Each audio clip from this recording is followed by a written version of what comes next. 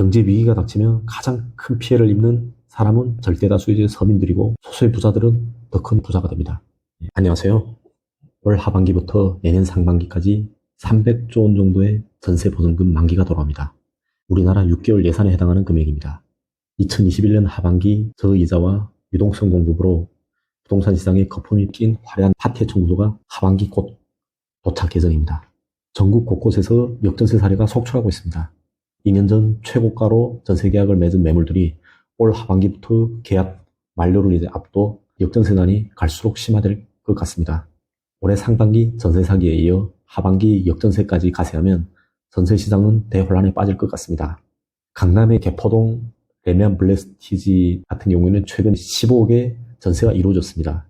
2021년 하반기에 전세값이 25억 원에 비교하면 무려 10억 정도가 이제 떨어졌습니다. 또 다른 사례를 보면 이제 인천 연수구 송도 더샵 센트럴시티 같은 경우에는 전용 59제곱미터를 최근에 전세가 3억 1천만 원에 이제 실거래가 됐습니다. 21년 12월에 6억 3,900만 원을 달했던 전세가 2년도 채 안 돼서 3억 넘게 빠진 셈입니다. 집주인이 역전세 금액 3억을 월세로 세입자한테 돌려주려면 이자를 5%만 잡아도 월에 150만 원 정도를 이제 세입자한테 줘야 합니다.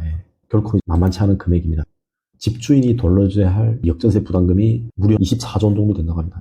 그리고 9만 가구 7.6% 정도는 주인이 이제 빚을 내도 자금 부족 때문에 전세금을 반환을 할 수 없는 그런 상황이라고 합니다. 전세금이 반환이 지금 현실로 되고 있습니다.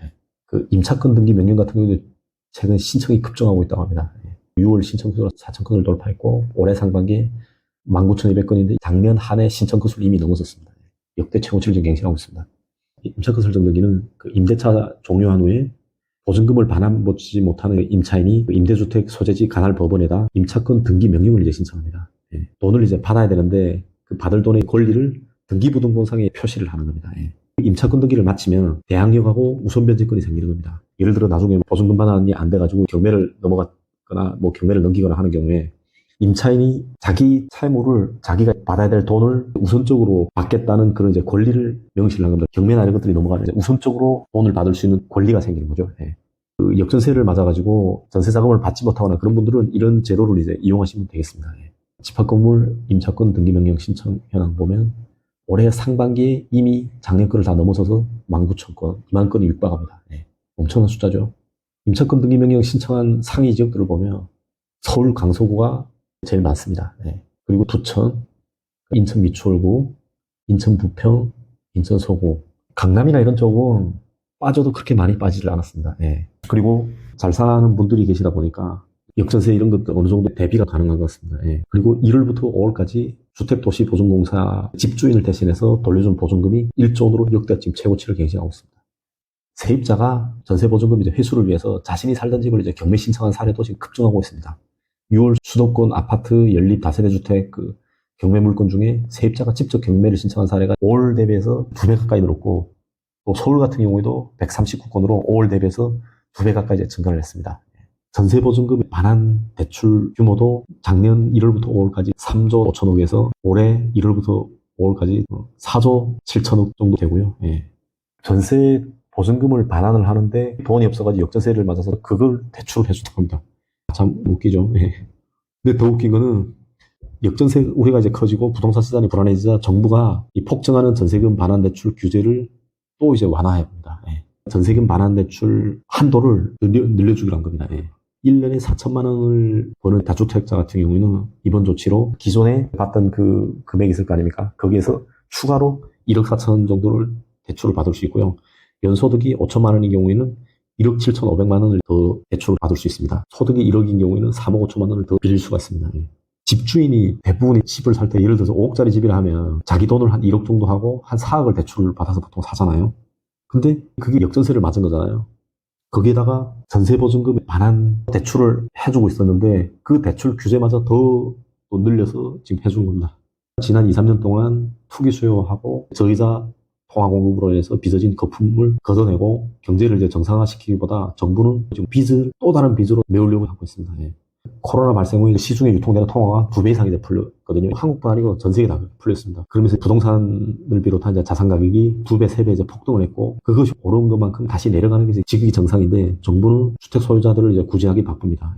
미국보다 현재 저희가 기준금리가 1.5% 정도 낮죠. 그리고 정부가 이제 상반기에 금리 강제 인하 조치를 한 후에 강남 3구하고 전국요지 아파트들이 가격 조정을 이제 거의 받지 않은 채로 거품을 그대로 달고 있는 상황에서 올해 2분기부터 아파트 가격이 다시 상승세로 지금 돌아섰습니다. 예. 또한 언론과 이제 건설주사는 집값이 이제 오른다면서 불안한 이제 국민들 대상으로 부동산 매수를 부추기고 있는 상황입니다. 예.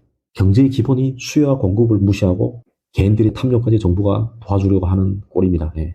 이렇게 하면 개인들의 부실 자산을 담보도 없이 대출 한도만 지금 늘려서 그 부실 자산을 은행에 이제 책임을 떠넘기는 거죠. 예. 올해 상반기에 전세 사기로 인해서 그렇게 홍역을 치렀는데 정부는 더욱더 깡통전세를 이제 양산하고 서민들을 그런 집에 살라고 장려하고 있습니다. 예.